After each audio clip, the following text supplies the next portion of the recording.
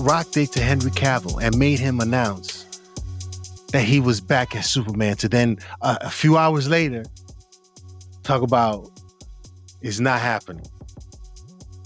That is why that relationship deteriorated immediately right after that. Actually, that's a better example of what I just said earlier, of what could happen to the Gunn announcements on casting. That would be the world coming full circle, right? As James Gunn's arrival meant that premature Henry Cavill return never happened. And this would be if they announced DCU, Batman, and blah, blah. Welcome back, everybody, to another episode of the Nerd Gen Report. I'm your host, Pablo, and joining me, as always, is Mr. Brian Schultz. Our DC Roundup. Lots to discuss. Let's start with the thing that has people more, I would say, with their ear to the door, trying to find out what's going to happen next. We keep hearing these little things about what has transpired. 3 no's, Brian. No. 1 supposedly at around $60 billion was the offer, and they said no with no problem. What is going on there, Brian, with the WB sale? Where do you think this is heading? You've talked about it in the past, but have things changed, or do you have sort of the same sort of timeline for when this is supposed to go down? Well, I think the biggest news of the week is that Warner Brothers officially put itself up for sale. So this is no longer the worst kept secret. The company has officially issued a press release saying that it has received unsolicited bid interest from multiple parties, and the auction has begun. 25, 35, 75, 45, 55, 35. And they are open to the sale of the entire company. They're open to the sale of assets. They're open to other combinations. So there was one in the release about, hey, we could sell the studio and the streamer, but we could spin the networks. Like, there's a lot of Sudoku that can be played here. And amidst this, Paramount reportedly submitted a second bid. So their first bid reportedly was on $20 a share. Second bid came in around $23.50 a share. So that would put the company valuation at about $56 billion. That was also rejected.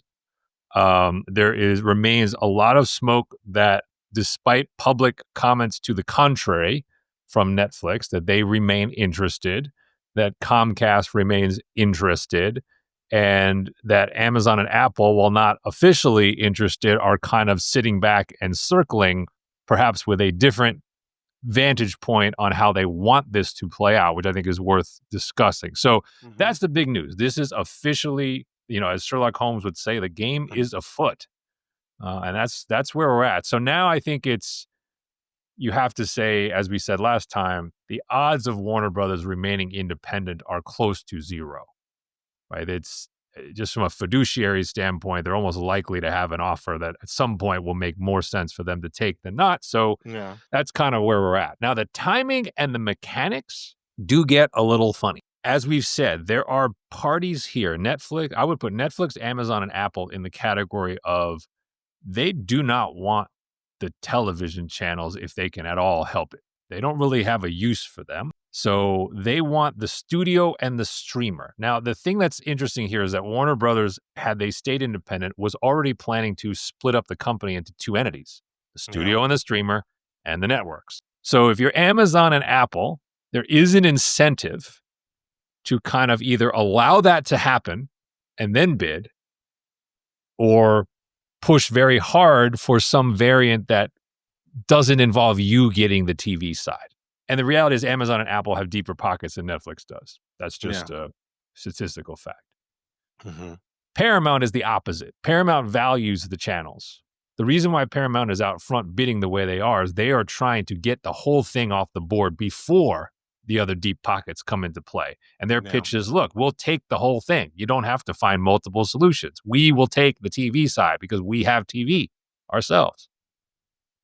Comcast would probably be in that boat as well, but as we talked about last time, go listen to the show, the politics start to get a little more complicated with the owner of NBC versus the Trump administration. So that's kind of where we're at. And as we said, the smoke around the DC asset within that remains a major question, given the timeline, the calendar, and, whether by design, whether he was trying to bait, whether he did it by accident off the cuff. James Gunn made like a half comment that I think threw gas on the fire this week. What was the comment? He was talking about the DC calendar.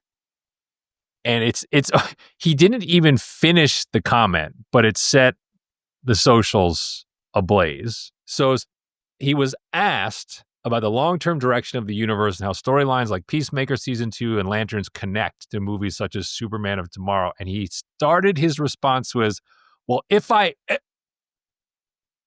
and then he stopped and he said, yes, they definitely go significantly further than Man of Tomorrow. So now whether or not that'll be me that's able to fulfill that promise depends on a lot of things in life. But yeah, end quote. It's over, ladies and gentlemen. So there it is. He's aware. What he's aware of exactly, we don't know, but he did not. That's not exactly a denial. That's not exactly a company line. That is clearly like people interpreting that. I mean, how do you interpret it any other way than he's saying there's doubt as to whether I'm going to be the one calling the shots? And that is to be expected, and now even more because of what's been transpiring with the WB. Gunn can't officially say what his plans are for the next 10 years, which makes sense towards some of the things he said about certain characters, I think. His approach, however, to say what he said about that character was a little bit not genuine in its reasons as to why he won't use it. And listen, this situation obviously is up in the air. If he is asked to come back, I would assume he will be asked to come back as a director and not the dude that's running it, because quite honestly, he's not running it, Brian. I don't think he's running it in a sense where obviously, certainly he has updates on what's going on. His focus is on what he wants to accomplish with the time I think he has allotted to him. Can we talk about the people at the table and the timing? Because I think this is the part that in the comics verse, people are not going to pay attention to. And I think this is important. David Zaslav has some incentives here to drag this out. And I think this is what I made this point last time because it matters to James Gunn in the standpoint of getting content out the door. This does matter. And I want to bring up Batman specifically in this conversation.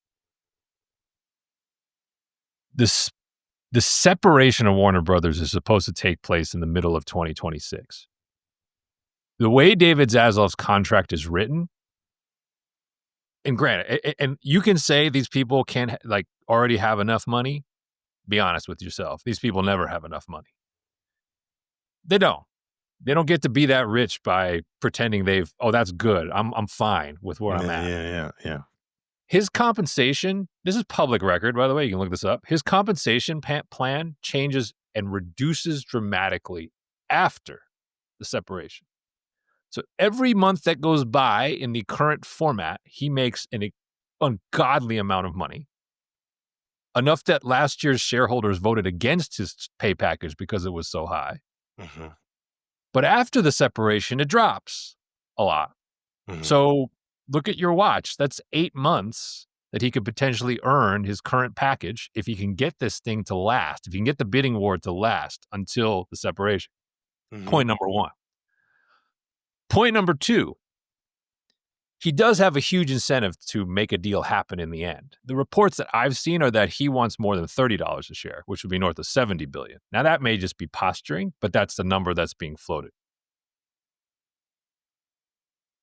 Were he to consummate a deal at that level, his stock and his change in control agreement would net him north of $500 million instantly. Instantly. Let me repeat that. $500 million plus instantly. Cut to Dr. Evil being falling over himself to get a hold of that kind of bag. Yeah. So if you don't think a sale is going to get done, I suggest you read his compensation and tell me what his incentives ultimately are here. That's just too easy. But timing matters, right? If he wants to maximize his value personally, you want to go as many rounds as possible. You ideally want to get to the spin and the separation and complete it, and then sell the company and collect your 500, 600, whatever that number is going to be. That's his incentive. And as I said, that is also the incentive, I believe, of Amazon, Apple, and Netflix, because if the spin is already done, they don't have to worry about that in the bidding. Now they can just bid for the one entity, the studio and the streamer, and say the other one's already public off by itself. Do whatever you want with that. Yeah. They want that as well, which means if he's going to maximize value for the shareholder and he's talking to the board, he's got an argument that the best way to play this is to stretch this into the middle of next year before an announcement is made, which then means an approval, all the stuff that the completion, the close, that wouldn't come probably until 2027. This was my point about like James Gunn does have this window where he can get stuff off the ground and out the door before things change. And I believe that's what he is doing. When is his last day of his contract? So that's the other thing. James Gunn's own contract is up for renewal November 1st of 2026. He has obviously not been extended. Michael DeLuca and Pamela Abdy did extend recently at Warner Brothers. James Gunn has not. So again, he also has this 12-month window where he can kind of do what he wants. And honestly, like if you're Warner Brothers, your focus is kind of elsewhere. It's not that you don't care, but think about it. If you're dealing with the future of the entire company, whether James Gunn makes Man of Tomorrow or he makes Waller, like that just isn't quite as important in the grand scheme of things. So yeah, I kind of do believe he can kind of do what he wants. And he's got like 12 months to do it, but he can get stuff out. And as long as he gets it off the ground, there's too much sunk cost. You're not going to cancel that. Yeah. So. And if James Gunn, and especially 2026 is, again, we've been talking about 2026 being a test of the DC power that James Gunn hasn't directly had his hands on and has had other people in charge of creating those projects. We'll see how that does. I'm pretty sure Zaslav and anybody involved with that would want those films and those projects to succeed at a high level, right? It gives them more, I guess, leverage to sort of bring that price up if the potential is there.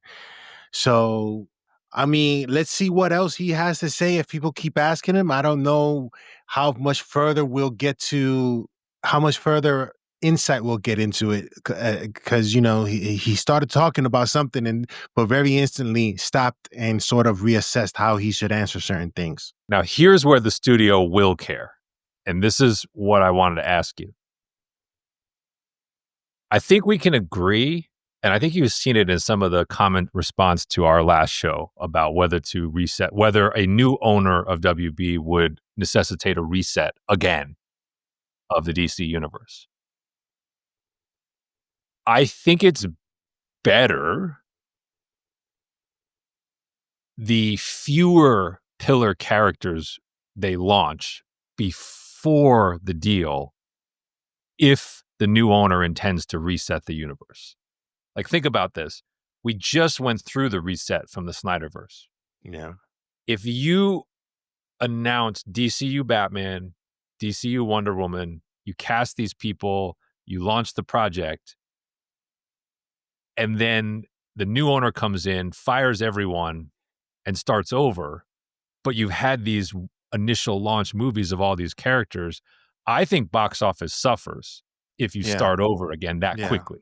Whereas if you have not, if all you've done is really put Superman and to a lesser extent Supergirl on the board, I think the new owner has a clearer runway to bring Batman and Wonder Woman and whoever in particular into the universe. So my question is, I just said that WB's primary focus is not necessarily going to be every little project that James Gunn greenlights, but do you think there's a chance that David Zaslav basically puts the kibosh on Batman, Wonder Woman, and kind of like those flagship characters and basically says you do not have the permission to launch those until we resolve the ownership of this company?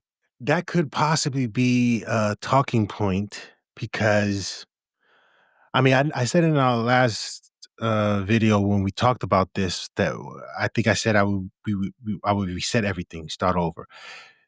Thinking about it a little bit more, you are correct in that the fans are fickle, and to start all over again, I don't know if fans will be willing to cough up more dollars for a story that may or may not go anywhere. They are probably waiting to see where this goes. I would keep what we have done so far, and depending on what these next projects do, there would be a much clearer path as to the next steps. There has to be some sort of conversation whether or not, because Batman is a big moneymaker, and if we can put Batman out there and make it dope, do whatever, right? Do whatever, right? To again sort of leverage the possibility based on what, because again, the Batman 2 hasn't even come out yet as well, and that's happened. Yep. So that could be telling. But I do think they should keep what they got. And if they're gonna have James Gunn come back and still direct certain things, it'll be dependent on what perhaps Man of Tomorrow does and what these other 2026 film does as well, because it'll say something about James Gunn's product and his aesthetic towards the majority of fans. So I think those are variables we got to look at before anything. My point is that nobody's aligned here. Like, there's no alignment here, right? James Gunn is acting completely consistent with what you would expect someone in his position to do. If there's a risk that you're going to be a lame duck, fire all the bullets as fast as you can. Yeah. The reality is a new owner can't control that. Till they have an agreement struck, a new owner does not have the right to tell David Zaslav or Warner Brothers, hey, tell James Gunn not to do this. There's no legal way they can do that. And the reality is they're still in negotiation and blah, blah, blah. Like, that negotiation could include things like, hey, James Gunn's not going to be the head of DC. That negotiation could include James Gunn absolutely will be the head of DC. Like, that could be conditions of that, but they can't control individual product content until they actually are the new owner, which means the only gatekeeper is David Zaslav and Warner Brothers itself. And that's why I'm just wondering what is in their best interest. You're right. Batman movies are always in their best interest in the here and now. But do they care? Like, do they care and just look at it as like, well, if this thing might get blown up and start over, it's actually better if we don't? Like, and then on flip side, it's like also from a budgeting perspective, does it affect the budgeting in the interim? Do they look at it and say like, why are we handing out $250 million checks when someone else is going to take over? Or do they say we should hand out $300 million checks because it's going to be someone else's problem? Like, see, the incentives are all over the place here, and they've completely changed the board from where it was 6 months ago. But I think it all is something you need to bear watching as we talk through, like, I think some of what's in this Batman comment from the Muschietti family this week kind of ties into that, of like, there's stuff happening, but like now there's more noise. And like, I don't exactly know where we're going to end up. And I don't think it's a foregone conclusion James Gunn is out. I think it depends on who the owner is. I think it would be a mistake to get to Justice League. I don't think he can, though, time-wise. I think the only way he could do that would be to make Justice League the next movie right now. I don't think he has time. He's already committed to Man of Tomorrow. He's already said there's another draft of the script. They're shooting in April. Like, they're locking that down. He doesn't even have, Wonder Woman announced and Batman announced. I don't think he could get to Justice League unless he forces that as the next and potentially last project that he gets out the door before this deal is done. So I don't see that happening. I'm questioning whether my question is Batman and Wonder Woman, whether what's going on now is enough to derail or change the plans for that. And if you're an actor too, like, think about that conversation. Like, let's say you have a handshake, or you're in talks to do this. Do you back out? It's a tough situation, especially for any actor who decides to sit down and have a conversation. The question is this a one and done for me? Is it like, do I even like the script if I get it? I don't know. It's a tough situation, certainly. This is just like in sports, right? You're the 5-star recruit and the coach is coming to you, but there's a chance the coach might be fired. Like a lot of recruits won't sign with programs because of that, right? They don't want that uncertainty. That's what I'm saying. Like everything has changed here. Everything is in flux. Based on the timing, you could also have a situation where Gunn makes the announcement. Like you could have situations like Channing Tatum Gambit, right? Channing Tatum Gambit was announced. They went to Comic-Con, and then the Disney-Fox merger happened and the project died, and you never saw it. You could have a situation where there is a Batman and a Wonder Woman trotted out on stage at a Comic-Con or at DC Fandom or whatever the festival they're doing, and then a new owner comes in and says, nope, sorry, those projects are not happening with those people. Again, 2026 is going to be a very interesting year as far as fans testing the pulse of DC fans and their projects. We've already gotten a whiff of that. Penguin is not necessarily something James Gunn had a hand in. The Batman 2 is not going to be something that he has a hand in. Green Lantern, he greenlit it. He gets a hand in that. He gets a hand in that? If that's a huge success, you have to give him call it the general manager's credit on that, because he did hear the pitch from Lindelof and those guys. He hired them. He was in on the cast. No, you have to give him flowers on that, the way you would give Feige flowers for a big Marvel project. Okay. Yeah. But again, is his aesthetic versus what these guys do I hear you. on Green Lantern, what these guys do on Supergirl, what these guys do with Clayface. James Gunn was just there to say, yes, good job on saying, spotting good stuff that you read, but it's his turn as a director, producer, and writer will be questioned if these test the pulse of the fans and they are overwhelmingly positive compared to what James Gunn has done. I think they all have to hit too. I think like, and I don't mean $1 billion hit, right? The standards are different. For Lanterns, I think it has to hit ratings wise. It has to be an event. Someone has to get nominated for an Emmy. I think that's the bar. I think for Clayface, I think it just has to be profitable and buzzy. That's not a big number they need. 200, 300 million. Like that's what they need, right? It's like people are talking about it. And yes, ideally throw Batman somewhere in there, but you get my point. I think Supergirl kind of has to defy convention. We know the track record of these female-led superhero action projects, right? I don't think it has to get the Superman's box, but I think you have to walk out of the summer being like, wow, you know what the surprise of the summer was? It was that movie being good and making the kind of money that it did. And then we'll see where we're at, but he might need Man of Tomorrow to threaten $1 billion. It might have to get close to that or go over it. I think Jason Momoa's appearance in Supergirl is what's going to be the difference. Okay. But we shall see. But I think the standard for that, though, is I think if that makes 500, that is a grand slam. I think it'll do a little more than that. Okay. But I'm saying I think that number would be 500 has become a funny number, right? For Fantastic Four was a failure. For other projects, I think there are projects, like I think if He-Man does 500, I know you think it's higher, but I think if He-Man does 500, I think that's a grand slam for that. I think Supergirl also, I think 500 would be a huge number for that. Okay. James Gunn talks more about aspects of the DC world. Are there any more updates from Man of Tomorrow? Let's see. We've got a whole bunch of little things across the different projects. So Man of Tomorrow, I gave you, he has completed another draft. Yes, fourth draft, yes. Fourth draft. We've locked the filming date for April of 2026. So that is the update there. So they trademarked Salvation, which you can look up some of the things they apply for, that they've done this with Marvel before. What runs might they want to do? So Salvation has now been trademarked. So there's a lot of people saying, okay, is what you saw at the end of Peacemaker a likely precursor to they're going to do some grander version of the DC run from 2007, 2008 that I think George R.R. Martin had a hand in pitching back when.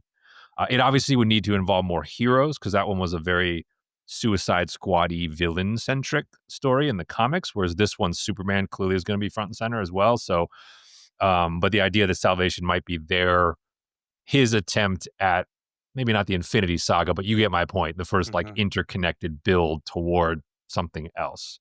But Mhm. then he did say that something else will not be Darkseid. What was your reaction to that when you? I don't think it was shocking, but I'm curious as to what your reaction to it was. No, it wasn't shocking, but it was a choice of words that he used to describe why he isn't doing it. It's the new gods in general that are, to me, interesting. There's that aspect of it. There are aspects of Darkseid and Thanos, and that they're obviously very similar and look very similar. And because of that, to give you probably more than an answer than you probably expected, using Darkseid as the big bad right now is not necessarily the thing for a lot of reasons. Zack did it so cool in his way. And then there's Thanos and Marvel, end quote. Zack Snyder doing it is not a reason not to do it. That's what my problem is. Because Zack Snyder, there's other reasons, yes, but that's not one of them. It's not an acceptable reason. Because Zack Snyder did it, and he did it in his own cool way, that is enough for you to say, I don't want to do it. You're not doing it because you don't have time. You're not doing it because there's this other story that you already laid out and want to do. I think Brainiac, you introducing Brainiac deserves the correct treatment. Brainiac is a Thanos level type character for Justice League, for Superman. So you only have time to do an Infinity Saga, possibly, but not even that long. You don't have the time to go that route. So I would have accepted that as a reason, a good reason why they're not doing Darkseid, but not because Zack Snyder did it. Plus, the other thing is, so correct me if I'm wrong, Darkseid is only visible in Zack Snyder's Justice League, right? He's not visible in the theatrical. I believe that's right. I haven't watched that, and I admittedly haven't watched it in a few years. Darkseid himself is only visible in the Snyder cut. Okay. Steppenwolf is the only visible villain shown in the theatrical, the Joss Whedon version. So technically, it's an even more limited audience that is even aware that this happened. But I do think the Thanos point is really that's part of it too. I mean, Thanos, they got there. Like, even though Darkseid came first in the comics history, Marvel got there first on the big screen. And I do think the studio would have sort of obviously they were letting Zack build toward Darkseid, on their side for a while. But I think now the studio would be a little bit like, and especially because Thanos is supposedly coming back, right, in some form in Doomsday and Secret Wars. Like, but just to be jobbed, though. Just to be jobbed by Doom. Yeah, I get that. I get it. But like, there would be this sense of like, we just saw a guy kind of similar to this doing similar things, because in the comics, right, one is riffing on the other. It's just not in the order that movie audiences would realize. So I do think there's some validity to that. And I'm with you. Like, I'm ready to see Brainiac and what you can do with it, because it's been so long overdue. And if there is an aspect of not getting to the end of what Gunn has envisioned that I'm probably most disappointed in, it's just that he's supposedly seemingly potentially bringing Brainiac into the world finally in live action, and he may not be able to see through what it is he intended to do with that. Yeah. I still think you could do Darkseid, but not in this environment. Not in this environment. Nope. Muschietti teases some more info for Batman. What is that info, Brian? And do we care? Well, he just said like there's he and his wife basically were like, well, there's some big announcements are coming in the next few months. And then Andy was kind of like, I shouldn't have said that. I think I've already ruined it. So I'm like, I mean, listen, I read that and I was like, is one of those big announcements your removal from the project? Probably. But knowing if it ain't Batman, it's Plastic Man or some weird stuff. Because big announcements have lately been nothing, pretty much. Yeah. So checkmate and salvation. Everyone's going to be a little once bitten, twice shy on DC calling out big announcements at this point. You're not going to fall for the banana in the tailpipe? Nobody's falling for it anymore. I mean, you heard our conversation about what James Gunn wants to do with some of these characters and make them as big as Batman, Superman, Wonder Woman, which is crazy. The other quote is they asked Barbara Muschietti, is Brave and the Bold still happening? Quote, the intention is yes, but we can't talk about it, end quote. Because they don't know. That's in the air, man. That is not a putting the hammer down on that. They don't know. They can't speak And then they can't do a Henry Cavill. What Rock did to Henry Cavill and made him announce that he was back as Superman to then a few hours later talk about it's not happening. That is why that relationship deteriorated immediately right after that. Actually, that's a better example of what I just said earlier of what could happen to the Gunn announcements on casting. That would be the world coming full circle, right? As James Gunn's arrival meant that premature Henry Cavill return never happened. And this would be if they announced DCU Batman and blah, blah, blah, and the new owner comes in and says, nope, that's not what's going to happen. The Cavill parallel is exactly right. Lanterns, wraps, filming, Brian, what we've been getting from that side is nothing less than exciting and curiosity because of what they have said this is and what this could be. What's the latest on that? Well, I have to say, look, we never know. You never truly know Hollywood types, right? Because there's always the public persona and they're acting as a profession. But I will say every public comment I've seen from Aaron Pierre makes me want to root for him and his projects. He seems to always say the right thing. And so in announcing that Lanterns had wrapped, he said, quote, "It was an enormous shoot. It was grand scale in every sense of the word. We're all very proud of this and very excited. It's been a long time coming for many fans and supporters. And I truly hope with all my heart, we make everybody proud and we make everybody thrilled that we did this because we are thrilled and we are proud," end quote. And then I have another quote about the characters. But enormous shoot, grand scale. That fit all the rumors we've been hearing about this show being marketed as one thing, but actually being another. A Heartland murder mystery is not enormous shoot and grand scale, in case you're keeping score, right? So that would be perhaps a little giveaway from the lead that there is something more and bigger underneath this, more sci-fi, which is what we've heard as the series goes on. So I thought that was notable. And what we hope to see, because this is Green Lantern, and the description that of what we got and still leaves us curious to see what this is and what this could look like.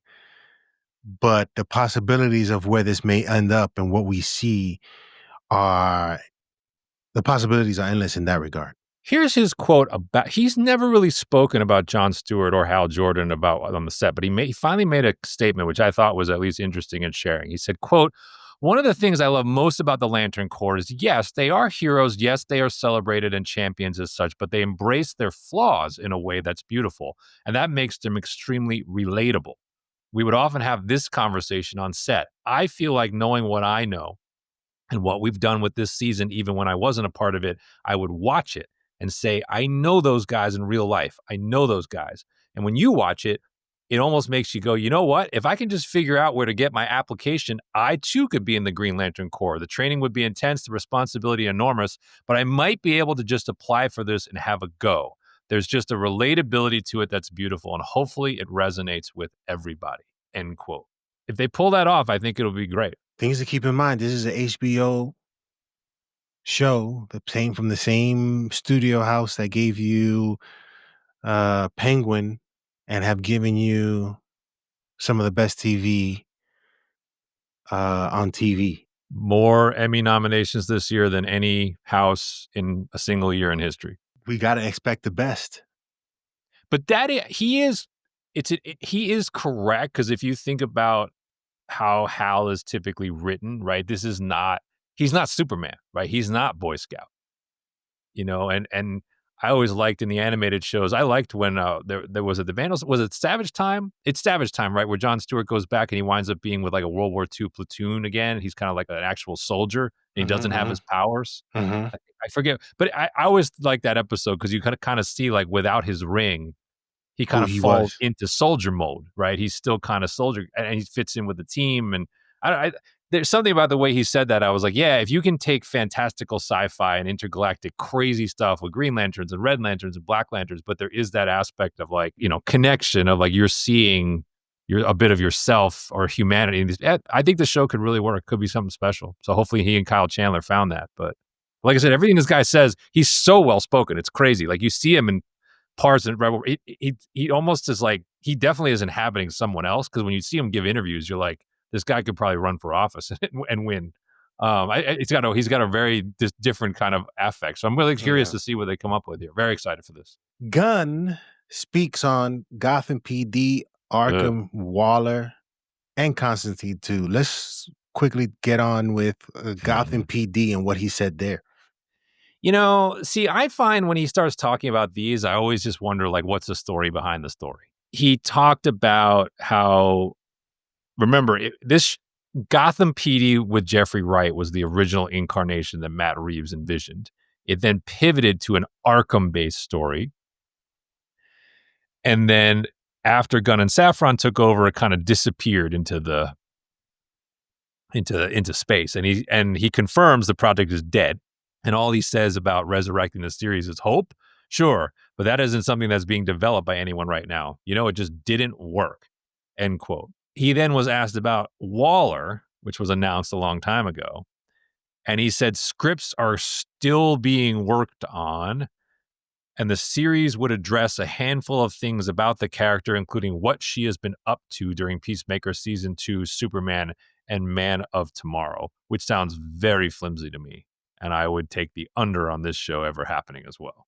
Again, everything is in flux. There's really no point in talking about projects that you announced. I mean, you think about, do you put James Gunn in the same? Not really, but certainly at a different level with regards to the hierarchy of probable change. In terms of him saying we're only going to green like this, we're going to announce this, we've announced this, and a lot of the stuff that he's announced is in limbo and not happening, and especially now because of the thing going on with WB and what his future is going to be like. So, listen, be straight up with me, rather than give me excuses as to why this is not being made and that's not being made. Listen, I only got a little bit amount of time here. I got to do what I want to do right now. That's the thing. See, like when I hear this, it's like he's giving you the PC answer, like, oh, it just didn't work. I'm still working on it. And I'm like, but the common denominator is none of this stuff is yours. That's what I hear. It's like you don't, like, who knows exactly what Matt Reeves pitched? Oh, and then there's a Clayface thing I want to bring in here. Who knows exactly what Matt Reeves pitched for Gotham PD or what they had in mind? But like, just conceptually, considering they did a show on Fox, with Ben McKenzie as Gordon, you can't tell me that like a high elevated Gotham PD show with Jeffrey Wright couldn't work, because we just saw a version of it work for 4 seasons on Fox, right? So you're already a hypocrite if you tell me it can't work. Now, if you're saying this version didn't work, we can debate that. But given what we're seeing, I guess my obvious question is just like, if it's just not by you, therefore you're kind of just, it looks like you're kind of burying all these. And I'm not sure I want to see Waller either, just given where we're at right now, and which is a shame. This goes to my point about sometimes you get great actors caught in limbo, and Viola Davis would more than qualify. Like there was a time when she would be perfect as Amanda Waller, and like now I'm just, I don't know, like is it worth her time? I mean, she's not 35. Yeah. Like, is it worth her time to stick around and do more of these or wait on whatever might happen?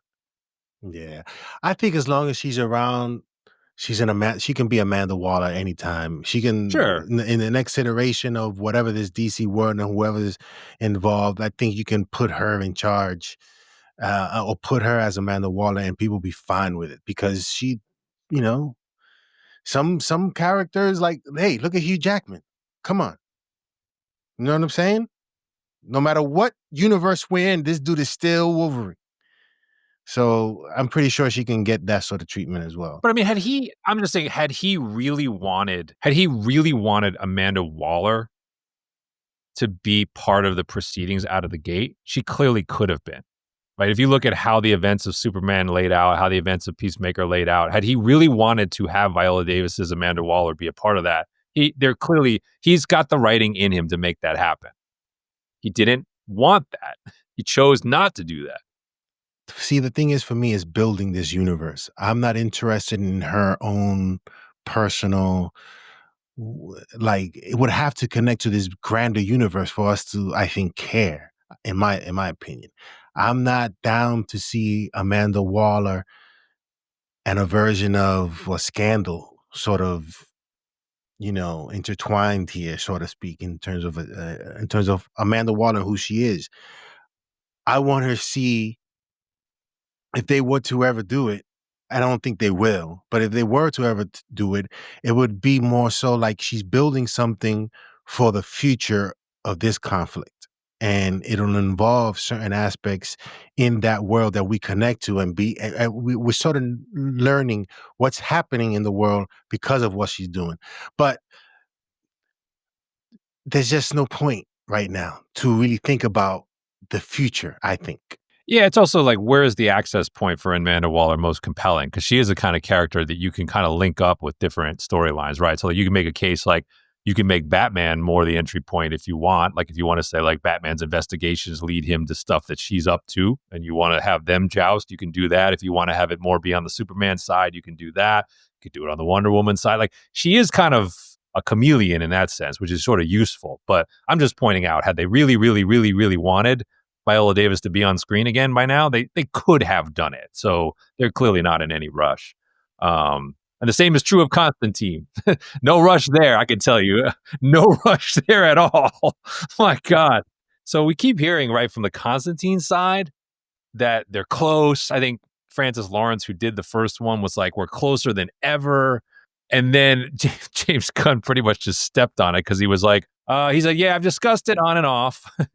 I've discussed it with Keanu. Great group of guys, like those people a lot, think they're talented, have not read any script yet, end quote. And then it also came out that there is, despite Francis Lawrence's commentary, there is a real disagreement over how they want to position the character 20 years later. Keanu apparently wants to basically just kind of continue what he was doing 20 years ago.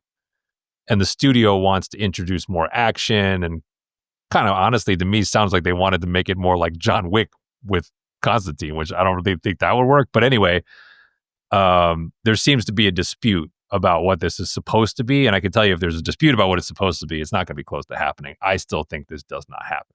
Nah, me neither. And I hope it doesn't happen. Why? Because we need to move on. Just like Zack Snyder needs to do. Let it go. I'm pretty sure y'all seen Frozen a few times. Let it go, yo. Did you? I texted you that when he posted that, by the way, when he posted that Cavill is Superman, the very first response on the IG was, girl, let it go, from some random person. Yeah, yo, it's like, come on, man. But there's people out there still fighting for something that should not be even considered. And I think it's a waste of time. Well, he's got it rolling now because he's putting out like the Batman, the Deathstroke, like all these things that were on his side of the world that he was hoping to make. He's just like, and granted, he can sell it as like, I'm new to IG, I'm just giving people nostalgia, whatever. But like, the timing is the timing, and you kind of know this guy is just in case. He's just like, might be a 1% chance. He's just like he's just letting it out there. I get it. His turn at the creator of this universe happened during a time that was a tough time, and there's a connection to it that is difficult to let go. And I understand that completely. But at some point, you got to move on. And this is just like, yo, I remember that time that he was showing that Green Lantern shot off on his phone I was like, I'd be like, yo, really, yo? It's like, come on, yo. What are you trying to do here, yo? I don't care. But he cares, and that's enough for him. I mean, he's really good at the tease, right? That it's like, yeah, he's but good it's at the tease. over. But it's I know over. that, but I'm saying like when he did that post of the reels of the Snyder Cut, like the individual film reels, he's like, of course they exist. He's like, I took them, like, but when you get it, when you get into it, it's just like, and like I said, the Snyder Cut is fine. It's an enjoyable, entertaining thing for what it was. It's just completely unmarketable as a film because it's like 4 hours long. Yeah, yo. So, but that is our DC roundup. A lot of stuff going on with DC. I'm more interested in seeing or talking about when we do finally get to that point of some of these projects that are going to be coming out in 2026. Again, I'm still interested in hearing what that DCU studio, what it costs. If that's obviously that is an asset that costs, that has the price tag on it that I want to I just know don't think what you're that. ever going to know that. I don't think you're ever going to get it isolated. I know you are hoping. I know people are going to ask. I know people are going to ask, and we're going to get some semblance of what that number could have been. Yeah, you might. In retrospect, maybe like down the road, they'll try to think about what the sum of the parts was. But out of the gate, I just think there's no buyer here that's only buying that. This is not Disney buying Marvel and buying Star Wars. So I just don't think you'll see that. By the way, my last note, Clayface. Remember when they cast Clayface and the announcement basically included the fact that James Gunn and Matt Reeves were endorsing the casting? And I had asked the question kind of like, oh, that's interesting. Why did James Gunn solicit? Why were they in the room together for that casting? Well, come to find out, I'll leave you with this. Clayface was apparently conceived in the Reeves verse, and Gunn took it and insisted it become DCU, which meant that everything about that, like production and casting, is kind of a little bit of a hybrid. He's now going to be a DCU official character. But I never knew that Matt Reeves was working on a Clayface project on his side. And we thought it was possibly Mr. Freeze.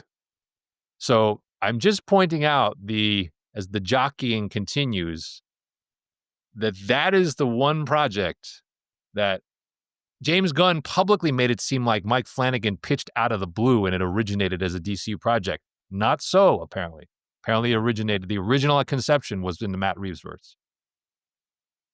If Matt Reeves, the Batman 2, does gangbusters, I wouldn't be surprised if he gets offered the possibility of running DCU studios at whatever house they end up at.